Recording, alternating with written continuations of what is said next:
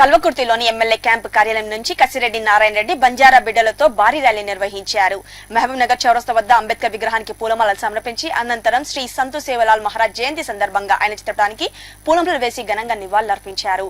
సేవలాల్ మహారాజ్ మందిరానికి అయ్యే ఖర్చు ప్రభుత్వంతో మాట్లాడి 20 లక్షలు ఇస్తానని ఎమ్మెల్యే హామీ ఇచ్చారు. ఈ కార్యక్రమంలో ZP vice chairman Balaji Singh, మాజీ సర్పంచ్ ఆనంద్ కుమార్ తదితరులు పాల్గొన్నారు.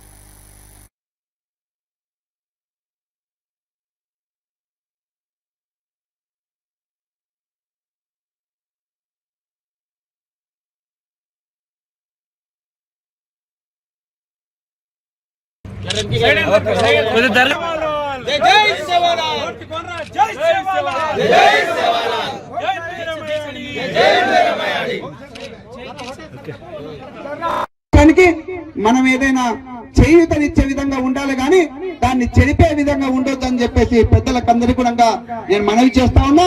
ఏదైతే మీరు అడిగినారో గతంలో నాకు ఏదో గుర్తు లేదు, వచ్చినప్పుడు నాకు 5 లక్షలు ఏమంటే 10 లక్షలు ఇచ్చినాను.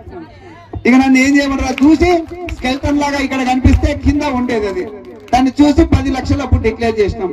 సరిపోలేదంటున్నారు కాబట్టి నేను అనుకుంటున్నాను ఇక్కడ నుంచి అవుతుండొచ్చు, అంతకంటే ఎక్కువ అయితే కాదు.